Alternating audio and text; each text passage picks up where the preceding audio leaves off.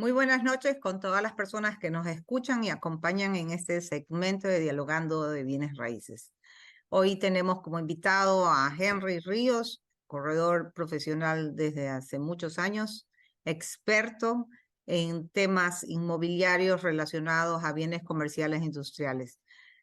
Muchas gracias, Henry, por acompañarnos. Estamos en este segmento que hoy es tuyo y están abiertos los micrófonos para que hagas una pequeña presentación de tu experiencia. Gracias, gracias. Siempre abierto a colaborar con el gremio. Imagínate, yo recuerdo que entré a BIR desde el 2007, creo. Ya son algunos años en esto y siempre desde que entré me parece importantísimo aportar. Bueno, como 15 años, 16 años ya en esta actividad. Ha sido fantástico. Siempre digo, me pagan por lo que me gusta hacer. Y bueno, ha sido evolucionando. Creo que me conoce Ruth, yo manejo una franquicia eh, desde hace ya 12 años, con un número importante de agentes y ha puesto mucho el tema de la especialización. A nivel personal, hace aproximadamente 8 años decidí incursionar en algo que, bueno, en los libros le dicen el océano azul, algo que en el país todavía está muy incipiente, que son los bienes raíces comerciales y estamos. Ha sido un trabajo arduo porque no tienes guía, no tienes maestros, tienes que ser autodidacta, nada casi hay en español. Pero cuando yo pienso que a ti te apasiona algo, cuando te gusta, no hay nadie que te detenga. Mucha gente dijo, no, mira, estás equivocado, ¿por qué te desgastas en esto? Aquí nadie hace esto, ¿eh?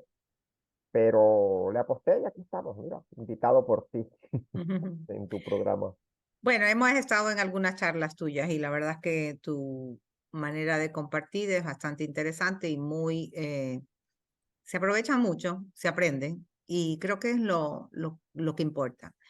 Henry, nos gustaría que nos des tu opinión sobre cómo ves los bienes raíces en el actual momento que vivimos en Ecuador.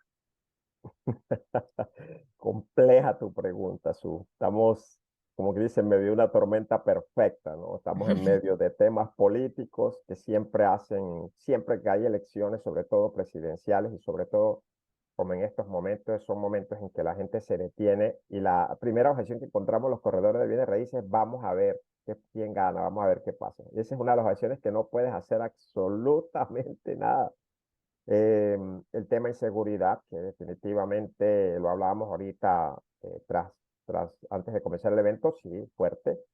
Y hay otros aspectos, ¿no? Hay otros aspectos que de todas maneras sí inciden, pero hay que seguir, ¿no? O sea, los bienes raíces no se detienen, siempre hay oportunidades, hay proyectos. Mira que Guayaquil está con algunos megaproyectos. Nosotros como oficina estamos cuando fue ayer, no, la semana pasada hicimos una transacción interesante, bastante interesante, relacionada a un desarrollo de un proyecto. Bueno, Uribe Suasco de aquí, Campana creciendo, o sea, tú lo ves por todas partes, un nuevo San Borondón, o sea, hay mucha construcción, hay demanda, o sea, yo siempre pienso, Su, que todo es cíclico, ¿no? Y no estamos en el peor momento. En lo que se llama los ciclos de la economía, estamos en el tema de contracción, no hemos llegado a recesión, y ojalá que no lleguemos. Mira, se nos avecina un niño que no sabemos qué tan malcriado venga, pero siempre va a haber demanda de propiedades. Eso sí, indiscutiblemente estamos en la actividad correcta.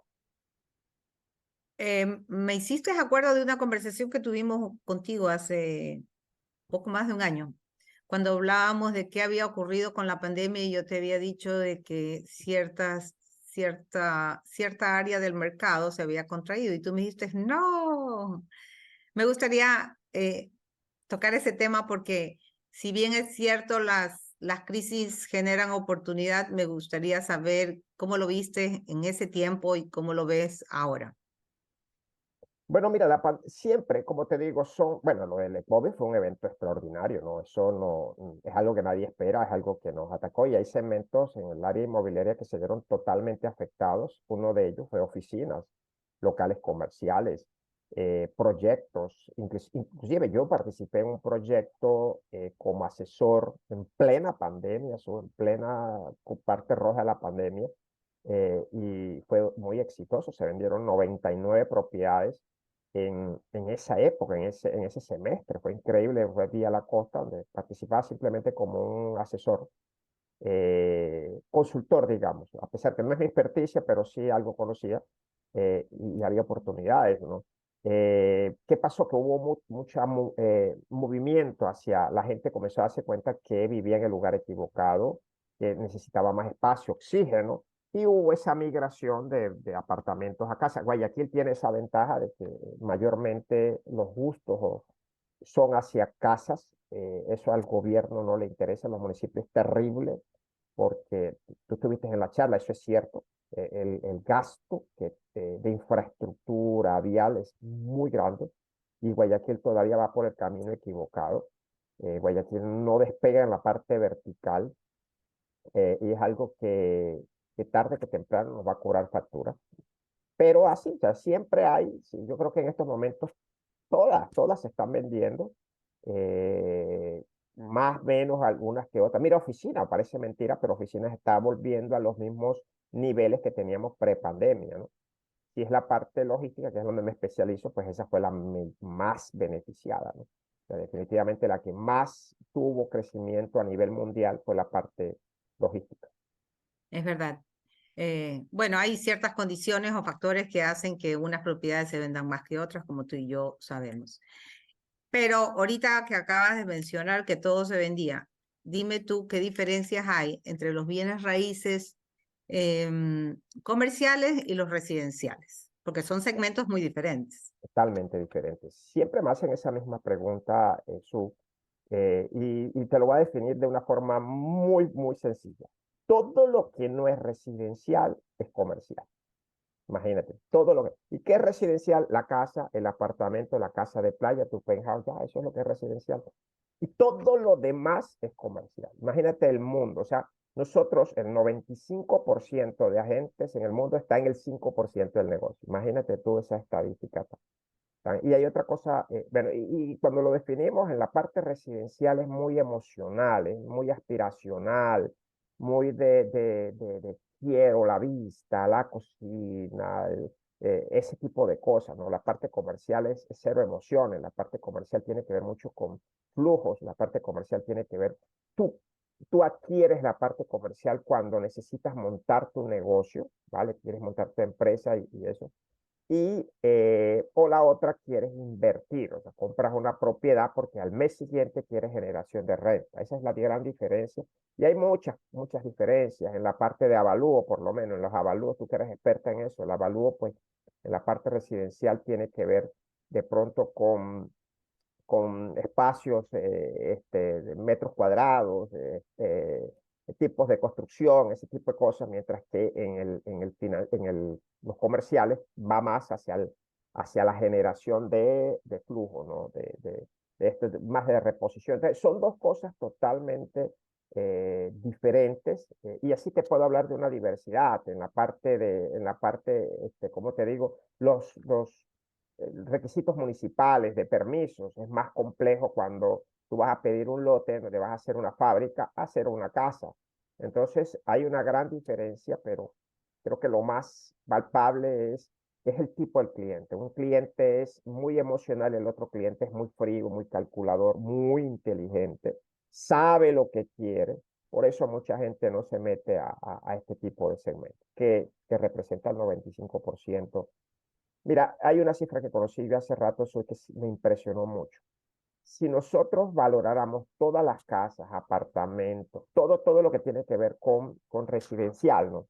En el mundo, y o sea, sumáramos todo lo que valen esas propiedades y sumáramos todo lo que vale lo comercial, el residencial no llega ni siquiera al 5%, imagínate, ni siquiera el 5% de lo que es lo comercial. Entonces, ahí tú te das cuenta, el mundo de oportunidades que hay en este segmento. Bueno, ahí cuando te escucho hablar, para mí se me vienen dos conceptos a la cabeza. Primero, que el comercial tiene un objetivo diferente al residencial.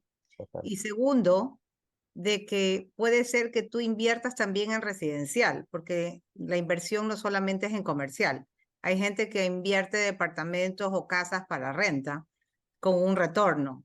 Entonces ahí ya me vino la pregunta de, ¿eso se constituiría comercial o sigue siendo residencial? Ya, mira, hablemos en el estándar americano, que siempre todo viene de Estados Unidos. Cuando tú hablas de multipropiedades, es comercial cuando se habla de 4 unidades. Ok. Cuando tienes 4 unidades, estamos hablando de propiedades comerciales. Porque sí, tú me dirás, tengo un apartamento y lo alquilo, es una propiedad comercial. No es una propiedad comercial, es una propiedad residencial. Cuando hablamos de 4 unidades de residencial, ya ahí estás en un negocio comercial. Ahora, hay otro también aspecto importante, la diferencia entre uno y el otro. En lo residencial, aquí en el país, la tasa de capitalización, o sea, el rendimiento, el retorno, estamos hablando de un 4 o 5%. Tú compras una casa de 100,000 y cobras 450, 500. En lo comercial, no, en lo comercial tú aspiras a un 8, un 9, un 10%, que es como lo estándar, ¿no? Entonces, ahí también encuentras una gran diferencia. Es verdad, la rentabilidad en bienes residenciales es baja. El retorno es más largo.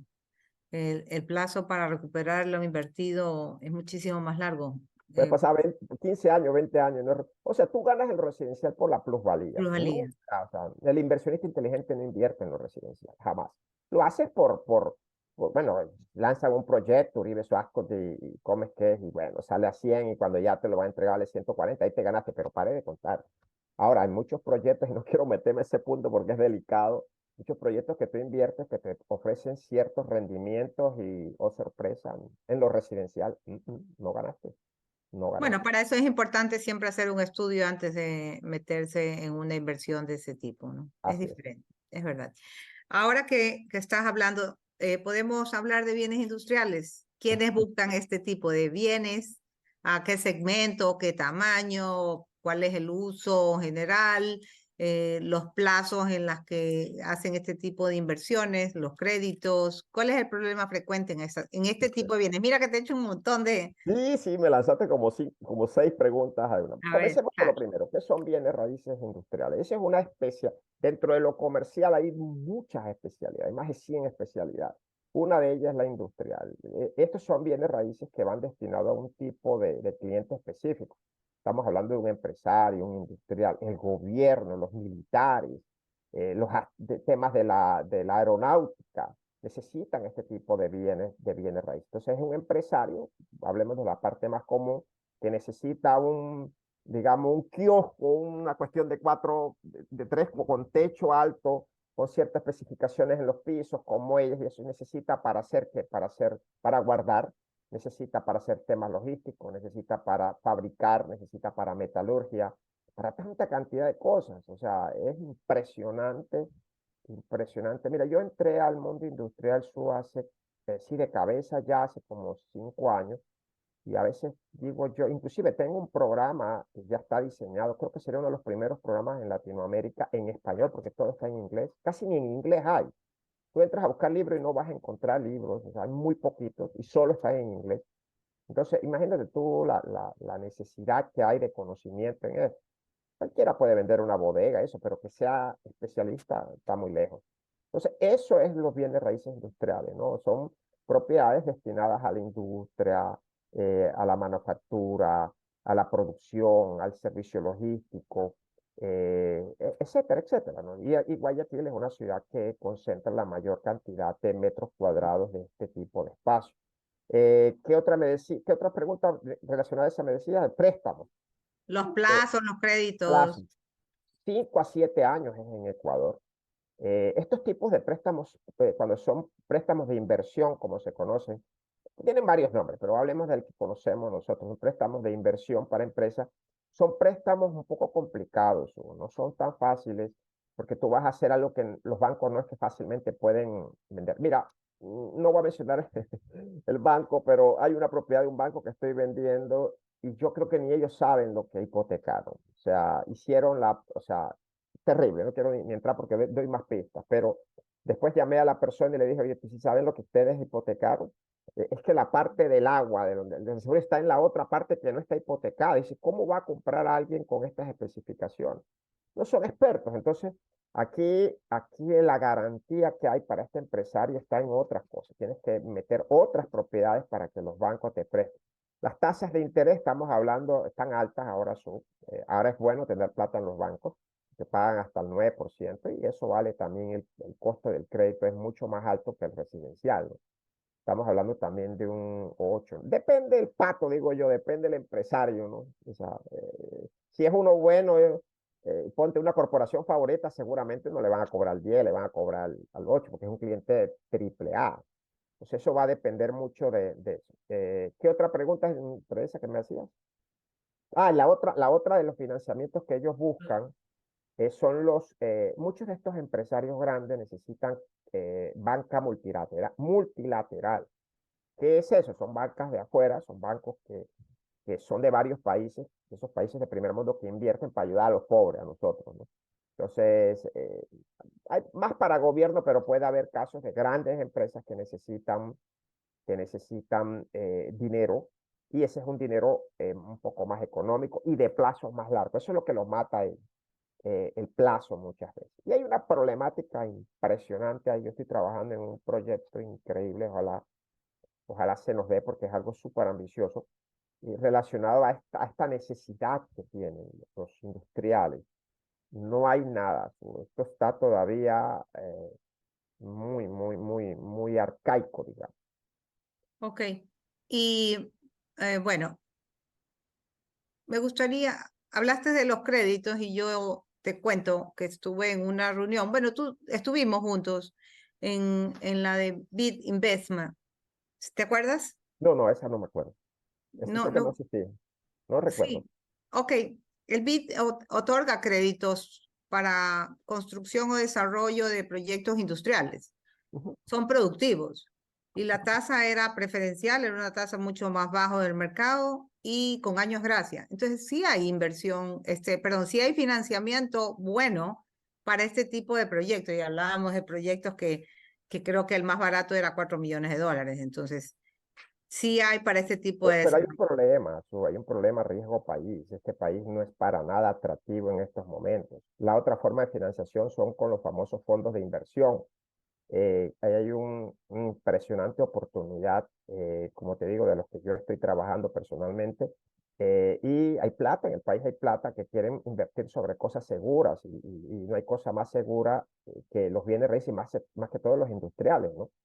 Entonces, esa sería otra fuente. Miren, en México están los famosos fideicomisos de bienes raíces, las famosas fibras. Eso tiene ya, ¿qué será? 20 años aproximadamente de haber salido de México y se ha vuelto una figura, un vehículo de inversión importantísimo.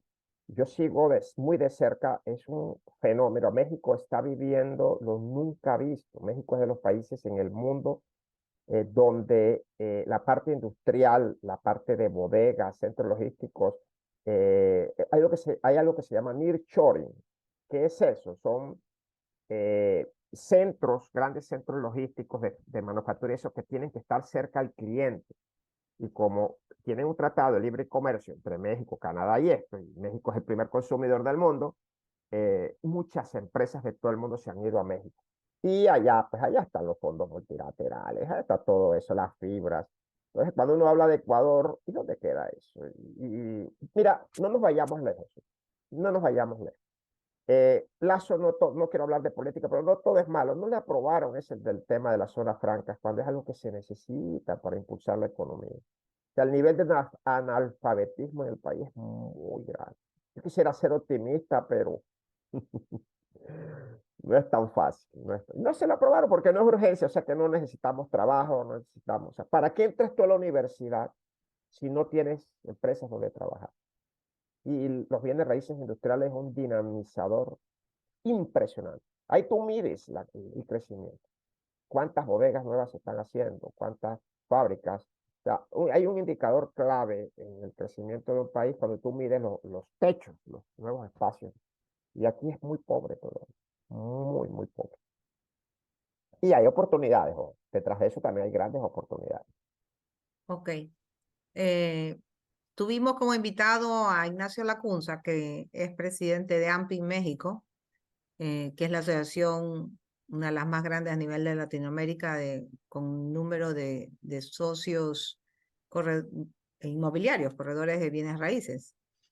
Y él muy contento nos nos comentó de que él ahorita, México está recibiendo a más de 400 inversionistas. Imagínate tú, tremenda oportunidad que se genera en México. Bueno, no sabía lo que me estabas contando, para mí sí es nuevo, sí me llamó la atención ese comentario de Ignacio y realmente, ¿qué hacemos nosotros desde la óptica del corredor de bienes raíces? ¿Cómo generamos, con quién hay que hablar? Como yo digo, ¿qué hacemos? Claro, Cuéntanos. mira, esto, si seguimos en la misma línea de propiedades industriales, eso no lo hacen los corredores, nosotros somos una parte. Nosotros tenemos que generar conocimiento, oportunidad, pues nosotros estamos en el mercado. Eh, la semana pasada tuve un caso, sí no puedo hablar específicamente porque por ahí un tema de confidencialidad, pero vi un caso terrible, terrible, terrible, terrible, que llegó desde una parte que tú dices, por lo menos debería haber cuidado en el patrimonio de los ciudadanos, pero hicieron algo costosísimo. Mira, en pocas palabras, se compró un Mercedes-Benz de último modelo con toda la tecnología para poner, llevarlo yuca al mercado, así, así literalmente. Entonces, cuando le pregunté a ese funcionario, oiga, ¿y el estudio de mercado? No, no hicimos estudio de mercado. ¿Cómo? No hicieron estudio de mercado. ¿Y ustedes qué aspiran con esta construcción? No son una, son tres construcciones. Yo fui a una de esas. Y claro, están metidos en un lío, pero es por la falta de conocimientos o por la falta de especialización. Nadie lo asesoró. Aquí la gente se mete el dedo en la boca y mira para arriba para dónde está corriendo la brisa. Aquí se ven cosas terribles y están en problemas porque tienen una construcción de muchos millones de dólares donde la ocupación es un 30% y como te digo, ese Mercedes-Benz está lleno de yuca, de papa, de queso, de maní, eso es así literalmente. Entonces, ¿qué podemos hacer aquí? Eso viene desde varias partes. Eso viene desde la parte del empresario, la parte de la banca, la parte de los municipios, los bienes raíces, los fideicomisos, tiene las necesidades que hay. Tenemos que escuchar al empresario. Tenemos que escuchar al empresario. ¿Cuáles son sus necesidades? Aquí las empresas cuando vienen, ¿qué será? Un Colgate, un Kimberly-Clark, o cualquiera de esas empresas grandes, no van a tener instalaciones aptas para ello. Tú ves la foto que tengo de atrás, son bodegas tipo A, que tienen estándares en la parte de carbono, la huella de carbono, que tienen la parte ecológica, y eso no es porque le exigen a nivel internacional que tienes que estar en esas instalaciones. ¿Cómo que Guayaquil es una ciudad industrial? Porque aquí se concentra el 40% de la industria a nivel nacional y no tenemos. Y si te digo con nombre propio, el único que tiene, creo que todavía disponible es el señor Carlos Cueva con Centro Logístico de IFARI.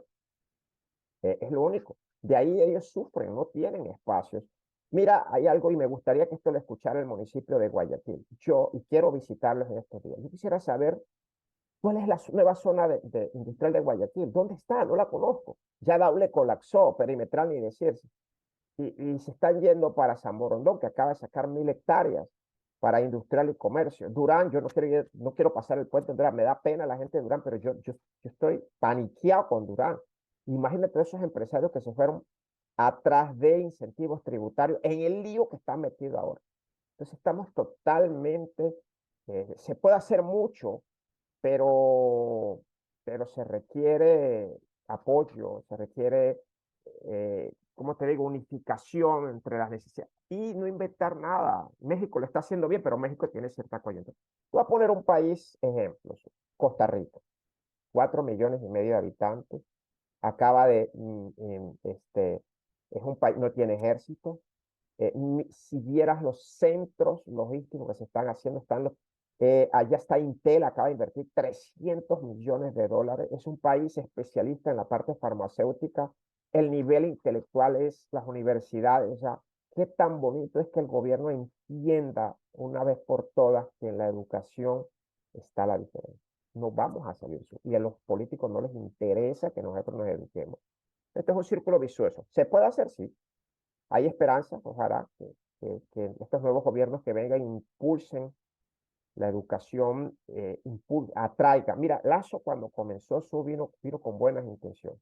Yo lo vi con muy buenas. Y yo pensé que venían capitales. Lo que no pensé era que se nos venía otra cosa. Pero ahí hubo una oportunidad enorme. Ecuador está dolarizado, no entendemos, está dolarizado, eso ayuda muchísimo. La inflación aquí es muy baja. Estamos, tenemos puertos, tenemos, increíble, tenemos cosas que cualquier país envidiaría. Estratégicamente estamos cerca a Panamá, todo lo que quieras lo tenemos, todo lo que quieras, pero no tenemos inteligencia, no tenemos, o sea, no sabemos qué hacer, somos muy egoístas. Y yo te digo porque me siento ya casi ecuatoriano. Se pueden hacer muchas cosas, sí, pero faltan líderes, falta mucha educación, mucha educación. Estamos en cero. Bueno, creo que tú y yo estamos cumpliendo con la parte que corresponde a capacitación.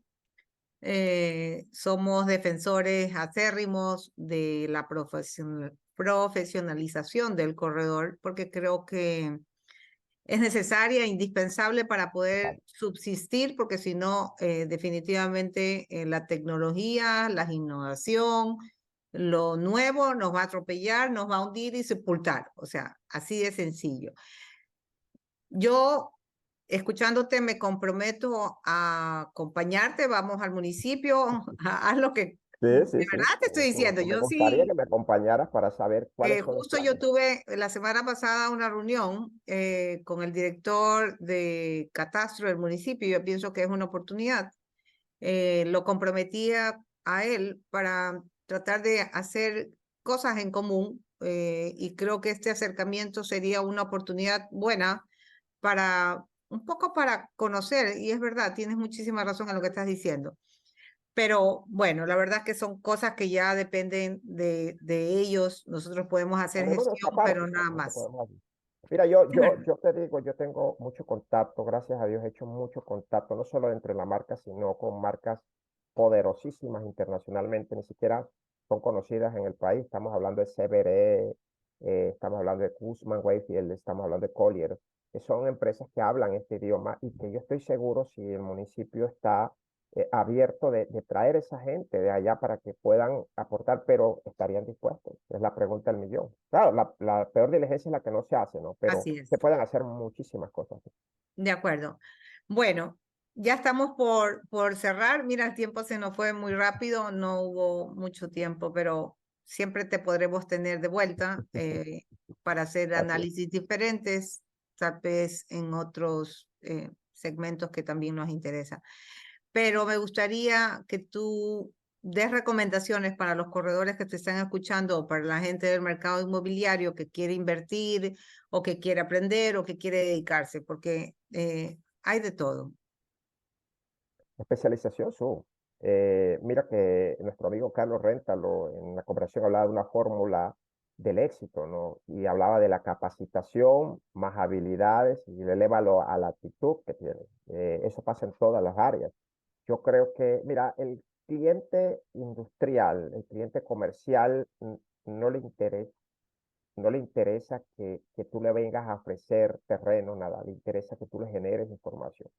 Yo acabo de hacer el segunda edición, te lo pasé a ti, un Ujú. paquete informativo con toda la realidad del negocio inmobiliario industrial. Mucha gente me ha dicho, oye, Henry, tú eres bruto, ¿cómo vas a poner a dar? Eso va a caer en manos de la competencia. No me interesa, la competencia no va a saber qué hacer con eso. Por el contrario, ojalá lo pueda saber qué se hace con eso. Entonces, mientras no cambiemos la mentalidad, va a ser difícil. Podemos, yo pienso que hacer mucho, indiscutiblemente yo invito a la gente, viene de especializarse. El 70% de agentes no gana plata, sí, no gana plata. Es solo un 30% de agentes que está, y estamos hablando de uno, en Guayaquil y sus alrededores hay más de 15.000 personas. Solo el Wow. 30% realmente gana plata en eso.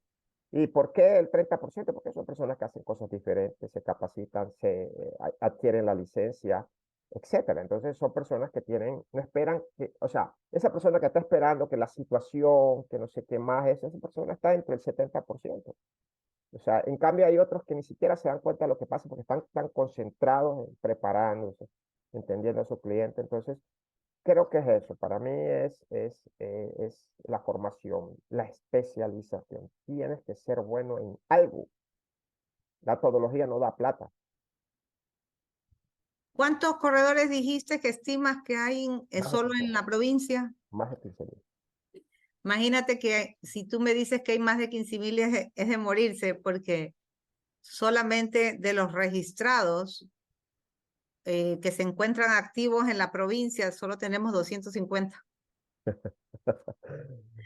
Sí, ¿Dónde que están los otros? ¿Qué lamentable. están haciendo los otros? Lo que ¿Quién? pasa es que ahí entran el que depende, ¿no? Ay, hay uno que dice, ay, ¿verdad que yo también soy corredor de bienes raíces? Está la Claro. señora que también, o sea, ahí tienes que meter a todo el mundo, ¿no? El que cuando se acuerda, el que dice que es corredor, pero tiene una Ajá. carnicería, entonces, ahí tienes que meter a todas esas personas, pero que También están. tenemos agentes nuestros que trabajan bajo la dependencia de un broker. Entonces, sí, hay 250 registrados. ¿Cuántos agentes habrán a nivel del Guaya? Unos 800. ¿De cuáles dices tú? Bajo la cabeza de un broker, ¿cuántos hay? Bastante.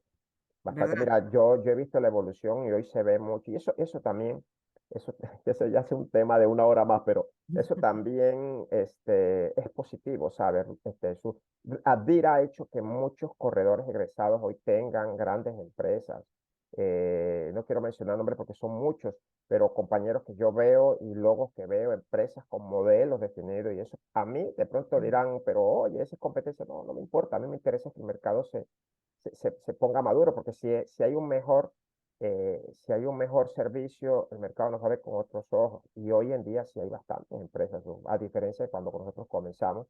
Y eso ha hecho, y eso es producto también del trabajo que vienes haciendo tú en cabeza de la Asociación de Corredores. Eso está marcando mucho, mucho. Para nosotros las franquicias también. Para nosotros es bueno cuando el mercado está más organizado. Las franquicias, cuando el Mm, mercado es una vorágine, les cuesta. Tú sabes, el nivel de rotación que tenemos nosotros también es fuerte. es verdad. Pero es por eso, porque la gente no logra entender que el camino es la profesionalización. O sea, tienes que profesionalizar. Las franquicias no somos ¿cómo te digo? No, o sea, somos un medio de servicio igual que cualquier otra persona.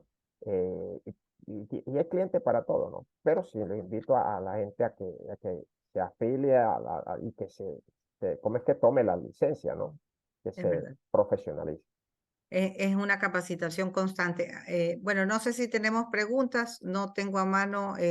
Me gustaría que por interno me pasen las preguntas. Te mandan, lo único que alcancé a ver es saludos desde Colombia. Los paisanos te están mandando saludos. No, Lo tampoco que dejamos. Qué bueno. me gustaría ahorita conversando lo que acabas de decir. Hace un poco más de un año me invitaron a Argentina a exponer, a dictar una conferencia. Y tú sabes lo que yo dije. Bueno, capaz que me odiaron ese día, pero yo le dije que gracias a RIMAX, a la llegada de RIMAX en Ecuador, nosotros habíamos logrado educar al mercado sobre el uso del contrato de exclusiva. La firma de contratos, nosotros se la debemos a RIMAX, así no le guste a la gente, eso es un hecho. Y yo creo que el que ustedes implementaran procesos nos educó, nos obligó de alguna manera a educarnos. Pienso que fue una oportunidad para todos los corredores eh, formales el comenzar a trabajar con contratos y de acuerdo a la tabla arancelaria, porque existe, está aprobada en el Código de Comercio. Entonces, no nos estamos inventando, somos obligados a firmar contratos. Así Es que, que, es que mira, cuando yo tuve mi primera experiencia hace 15 años, recuerdo que fue con la compañía Coldwell Banker, que fue con Eduardo Estrada, la señora Leticia, a quien le agradezco mucho porque ella fue la que me abrió las puertas a conocer otro mundo en el negocio de los bienes raíces. Si algo tienen las franquicias son modelos comprobados de éxito, son metodologías. O sea, cuando un agente, eso es lo que siempre debe buscar un agente, un modelo de negocio. ¿Qué hacer cuando capta? ¿Qué hacer cuando enseña una propiedad? ¿Qué hacer con la tramitología? O sea, todos son fases del negocio. Y si tú no, o sea, y eso es lo que tiene las franquicias, que son modelos que ya están comprobados. Ahora, la tecnología ha hecho acceso a muchas cosas que antes ustedes no tenían. Pero hay para todo el mundo, ¿no? O sea, y definitivamente sí, RIMAX. Mira, cuando yo entré a RIMAX, 4 oficinas, las únicas 4 que había en Guayaquil habían cerrado. Entonces yo entré, la gente me decía, oye, tú eres loco, ¿cómo vas a entrar a algo que no funciona? Ya se fue Coldwell Banker, no entró esta Renta House, y tú vienes y te metes a eso. Entonces, pero yo pienso que es, cuando tú te das cuenta, yo tenía una óptica desde afuera y decía, no, pues esto tarde que temprano va a llegar a Ecuador y va a ser un tema disruptor. Y lo que pasó hoy en día está Century también, está, bueno, está en ese proceso también de crecimiento y que vengan las que vengan, si entre más venga mejor porque el mercado y habrá franquicias nacionales también que en su momento, yo he visto intentos interesantes y yo les deseo, siempre que me encuentro con ellos, les deseo mucha suerte porque esto hay aquí espacio para todos. O sea, el cliente final necesita una atención más. Y sabes que en la misma charla, repito, la de Carlos, no sé si fue la de Carlos o la de Rubén Fratini, hablaba del perfil. Nosotros no debemos temerle al cliente vendedor, porque ese se requiere un poco de proceso. El cliente comprador cada vez nos va a utilizar menos. Así es. Mucha gente va a salir del negocio, mucha gente va a salir porque no entiende que estamos en otro mundo ya. O sea, el acceso a la información, mira esa inteligencia artificial este año, ¡pum!, estalló. ¿Y quién de los corredores ya no utiliza, mira esta casa y te hace hasta una poesía con la descripción de la casa? Te hace maravillas. Y entonces, ¿dónde está nuestro trabajo? Vamos a tener más acceso a tecnología. Entonces, eso nos presenta un reto enorme, enorme. La gente no se está ni se percata en las bases que estamos entrando. Pero es problema para el que no se prepara, ¿no? Y mejor, pues, el que no está dedicado a esto, es preferible que se haga a un lado porque lo que nos daña es la imagen. Es verdad. Bueno, hay muchos, así como hay buenos adentro, hay buenos afuera que todavía no sacan la licencia. Ojalá que en algún momento esto sea un llamado para que se profesionalicen y sean dignos representantes del sector. Bueno, creo que nos hemos pasado un poco, no, difícil dejar de conversar contigo este tema tan interesante. Bueno, Henry, querido, ha sido un gusto tenerte en este programa. Esa grabación puedes encontrarla en Spotify, así que ya podemos compartirla. Ah, qué bueno. No, eso siempre para mí va a ser un placer. Tú sabes que siempre estoy abierto. Quisiera dedicarle más tiempo, pero cada vez también es más demandante el tiempo en mi oficina. Así que siempre a las órdenes para lo que necesites. Gracias. Esperamos en otro momento tenerte de vuelta. Así Queridos será. amigos, nos despedimos por esta semana dándole gracias por habernos acompañado. Ha sido un gusto poder llegar hasta ustedes con la maravillosa charla de Henry y todos sus conocimientos. Nos estamos viendo. Buenas noches. Bueno.